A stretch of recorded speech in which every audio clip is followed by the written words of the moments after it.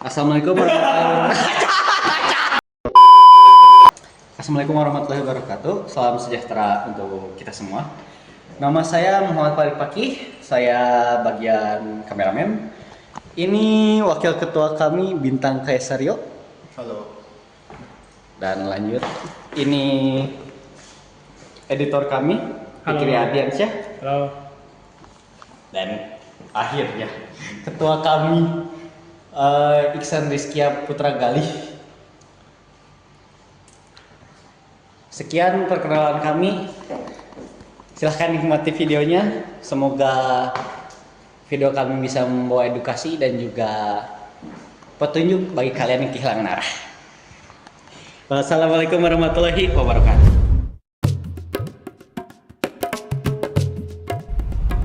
Pintu gerbang sudah kelihatan. Penjaga pintu gerbang sudah kelihatan. Di atas pintu Mekah sudah ada pasukan-pasukan, ada prajurit yang jaga. Di situ dia mulai teriak. Ini namanya daerah Bapak. Bapak itu daerah yang di depan pintu gerbangnya Mekah. Dia teriak Al-Gaus, Al-Gaus. Artinya pertolongan, gitu kan. Dalam kondisi darah-darah semua ini. San ngapain sih? Lagi nonton tentang perang Badar. Al-Watimah itu Gimana itu ceritanya? penyerangan. Ceritanya? Oh ya, kalian lagi ngapain? Main game. Nah, kebetulan nih perang Badar itu hampir mirip sama kayak main game, tapi gamenya game strategi gitu. Nah, jadi gini dulu ya, saat kaum muslimin gitu ya, kaum muslimin itu dan kafir Quraisy itu pernah terjadi perang yang melibatkan kaum muslimin itu jumlahnya sedikit, sedangkan kaum kafir Quraisy jumlahnya banyak. Contohnya aja kalau misalnya kamu lagi main COD, Call of Duty. Misalnya kamu solo gitu ya. Terus lawanmu ada 10 gitu. Berseimbang. Nah, berseimbang. Itu perang itu kenapa bisa terjadi kayak gitu? Nah, kenapa bisa terjadi? Jadi gini, dulu gitu ya, ada kelompok yang percaya sama ajaran Muslim gitu ya. Nah, karena ajaran Islam itu yang dikatakan sangat masuk akal gitu pada zamannya. Soalnya kalau misalnya kaum kafir Quraisy itu ternyata menyembah berhala. Nah, di mana menyembah berhala itu kalau misalnya kita pikir sendiri, itu ternyata emang apa keuntungan dari menyembah patung gitu yang Nggak bisa ngapa-ngapain. Nah, itu. Nah, pada saat itu karena kaum muslimin sudah menyebar gitu ya. Nah, membuat kaum kafir Quraisy menjadi ketakutan gitu. Ketakutan bahwa pengaruhnya yang asalnya di bangsa Arab terdahulu itu sangat besar gitu ya. Menjadi mengecil gitu karena kaum muslimin ini gitu. Nah, disebut sebagai peristiwa besar gitu ya, karena perang Badar itu juga merupakan awal dari pesta senjata gitu, dalam kapasitas yang besar yang dia lakukan itu antara pembela Islam dan musuh Islam. Saking hebatnya peristiwa ini disebut-sebut sebagai Yaum Al-Furqan, yakni hari pembeda gitu. Ya, membedakan antara yang hak dengan yang batil gitu. Nah, suatu ketika terdengar kabar di kalangan kaum muslimin di Madinah bahwa Abu Sufyan beserta kafilah dagangnya hendak berangkat pulang ke Syam. Nah, menuju Mekah gitu.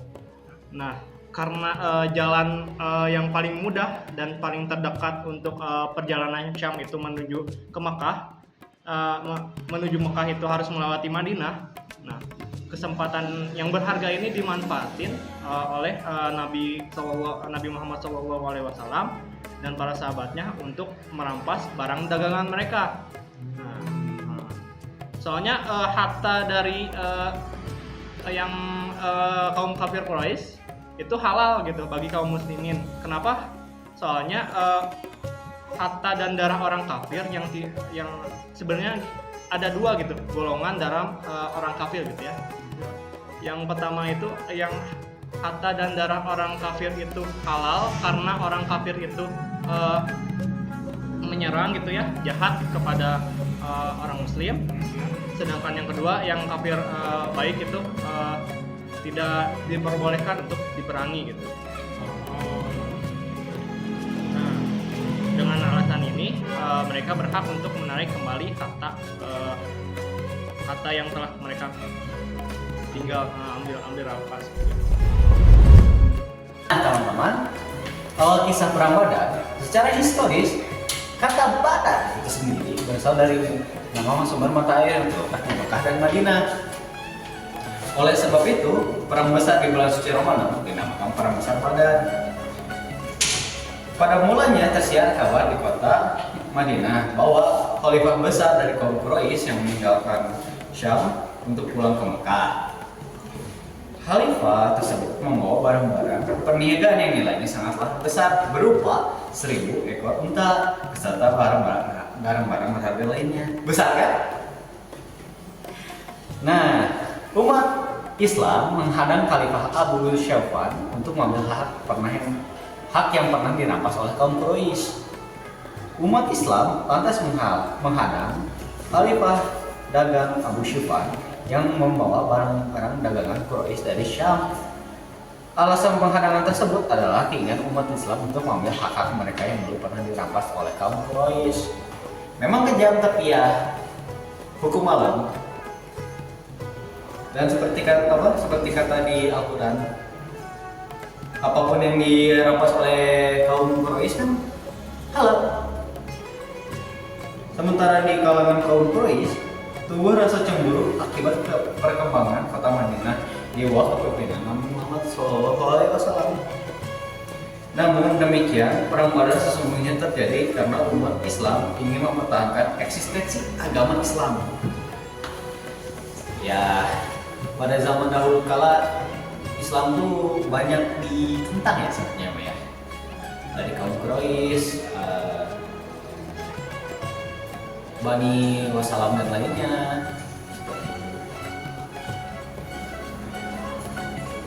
Nabi Muhammad SAW berperang melawan kaum Quraisy juga bukan untuk meraih kekuasaan ataupun kekayaan. Lebih dari itu, Nabi Muhammad ingin menegakkan agama Islam di muka bumi ini. Pasukan umat Islam kalah dalam jumlah tapi tetap menang. Semangat jihad. Perang Badar tersebut terjadi saat 17 Ramadan tahun 2 Hijriah pada pagi hari. Pasukan umat Muslim dipimpin oleh Nabi Muhammad, sementara pasukan kaum Quraisy dipimpin oleh Abu Jahal. Dalam peperangan tersebut, umat Islam mengambil posisi yang terdekat dengan sumber air. Tempat tersebut dipilih oleh Nabi Muhammad sebagai salah satu bentuk strategi perang. Umat Islam memanfaatkan kondisi geografis dari kawasan Badar. Misalnya, sahabat Sya'ad bin Mu'adz membuat gundukan tanah di sekitar lokasi peperangan. Hal itu bertujuan agar Nabi Muhammad SAW bisa mengawasi jalannya perang serta memprediksi pola serangan yang tepat digunakan oleh kaum Quraisy. Salah satu kunci kemenangan ya seperti itu. Semangat adalah kunci dari itulah kata-kata Nabi Muhammad kala itu. Dalam perang Badar tersebut, Nabi Muhammad memimpin langsung peperangan terhadap kaum Quraisy. Peperangan itu melibatkan 311 kaum Muslim, 8 pedang, 6 baju perang, dan 70 ekor unta. Serta 2 ekor kuda sebagai tambahan. Sementara pasukan dari kaum Quraisy mengerahkan lebih dari 1000 orang, 600 persenjataan lengkap, serta 300 kuda. Meskipun kalah dalam jumlah, pasukan kaum Muslim tetap bersemangat untuk berjihad di bulan Ramadan. Semangat perang itu berhasil menewaskan 3 pemimpin perang dari pasukan kaum Quraisy, yaitu Utbah, Syaibah, dan juga Walid bin Utbah. Kesetiaan yang tiada tanding. Di antara pasukan Quraisy yang menyerang umat Islam, ada orang terdekat kerabat Nabi Muhammad SAW dari kabilah Bani Hashim. Mereka adalah paman Nabi Abbas bin Abdul Muthalib, hakim sepupu Khadijah, dan lain sebagainya. Sesungguhnya pertempuran besar dalam peperangan Badar itu juga perkiraan umat Islam. Sebab itu, sejak awal Nabi Muhammad SAW telah merencanakan penyerangan pasukan Islam untuk peperangan biasa, bukan perang besar sebelumnya. Oleh sebab itu, pasukan umat Islam hanya berjumlah 313 orang. Sungguh menakjubkan, tapi fakta Nabi Muhammad bisa menang itu salah satunya karena kata kadir dan juga Allah Subhanahu wa Ta'ala. Saat banyaknya tentara kaum kafir Quraisy yang berserta kelengkapan senjatanya, zirah, tombak, pedang, dan alat tempur lainnya, Nabi Muhammad SAW sempat menangis. Dia lantas berdoa kepada Allah Subhanahu wa Ta'ala, "Ya Allah, jikalau rombongan yang bersamaku ini ditakdirkan untuk binasa, maka tidak akan ada seorang pun setelah aku yang menyembahmu. Semua orang yang beriman akan meninggalkan agama Islam dan sejati ini." Setelah berdoa, Nabi Muhammad SAW merancang strategi peperangan. Ia menjejarkan pasukan kaum muslim dalam formasi yang sangat rapat. Dia juga memerintahkan agar sumur-sumur segera dikuasai untuk memutus pasukan air dari kaum Quraisy. Selain itu, perang juga diawali dengan pertempuran jarak jauh, seperti pemanah, tombak, atau ya alat lempar seperti batu, ketapel lainnya.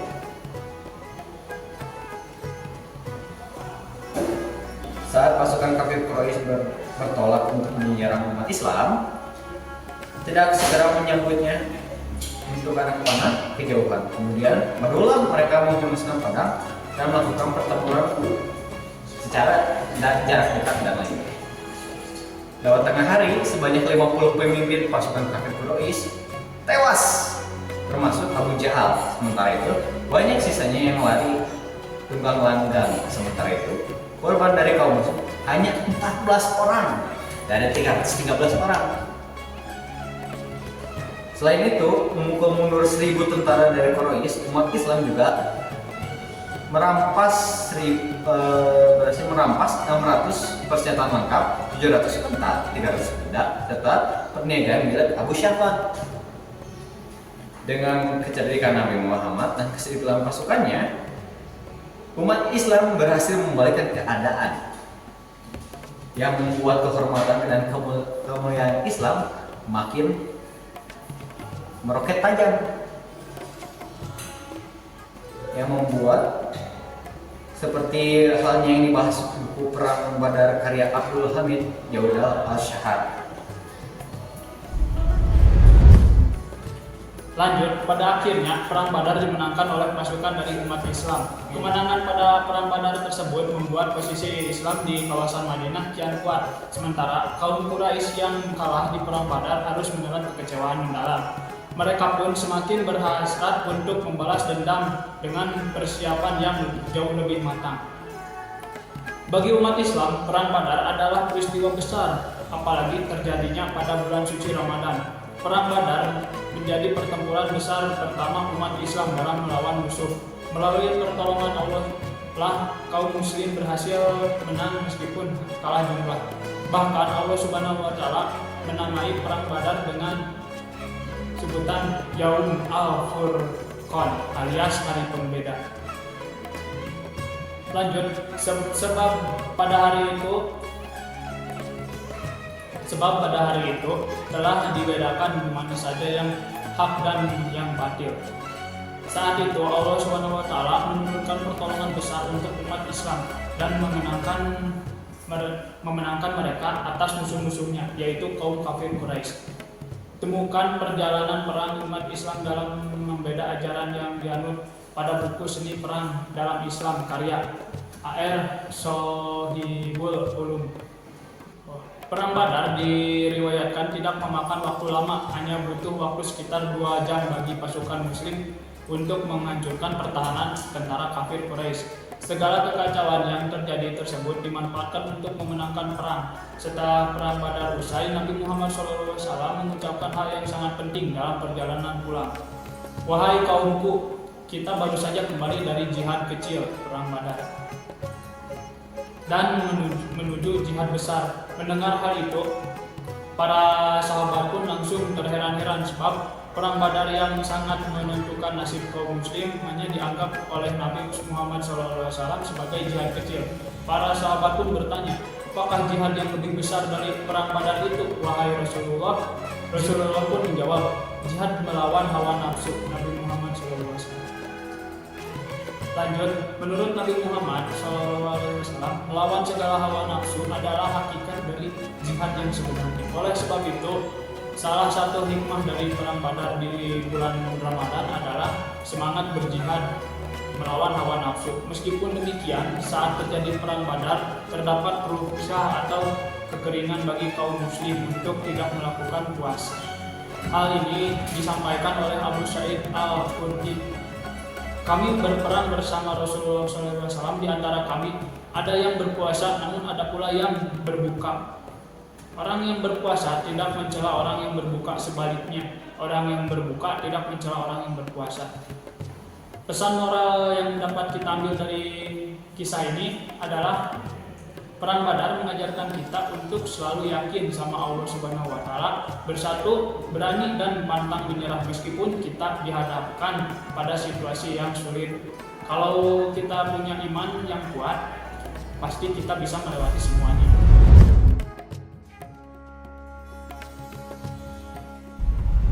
Lanjut ke perang Uhud.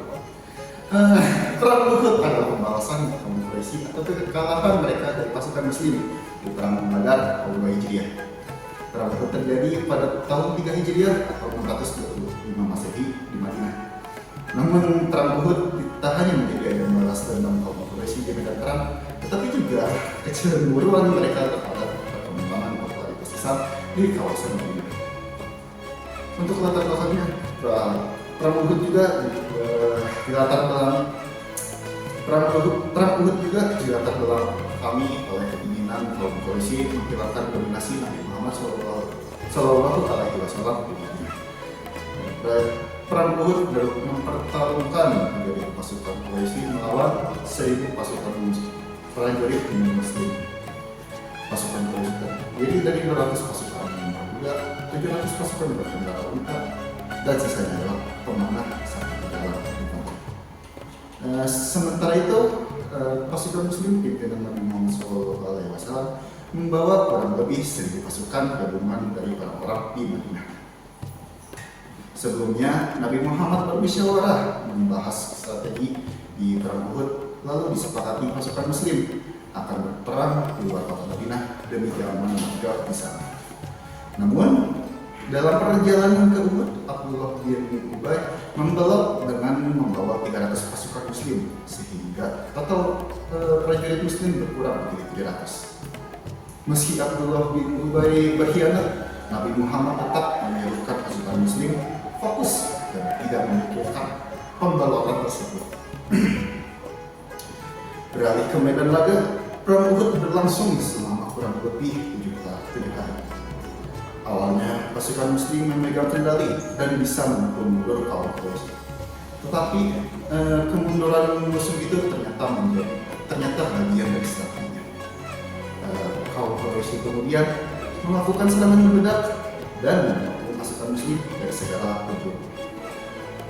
Pasukan Muslim lalu berusaha mempertahankan posisi dan melindungi Nabi Muhammad serta tenaga, mengakibatkan banyak korban tewas termasuk sahabat dan keluarga.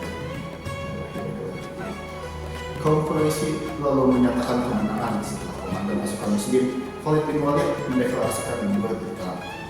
Akibat kekalahan di perang Uhud, pasukan Muslim semakin giat berlatih, sedangkan kaum Quraisy semakin bernafsu menaklukkan kekuatan Islam di Madinah. Hikmah dari perang Uhud ini perlu diingatkan. Peperangan dalam membela agama tidak selalu tentang mendapatkan kemenangan. Justru kekalahan di perang Uhud ini Allah Subhanahu wa taala memberikan pelajaran bagi pasukan Islam bahwa kemaksiatan dapat mencegah kemenangan dan kesuksesan.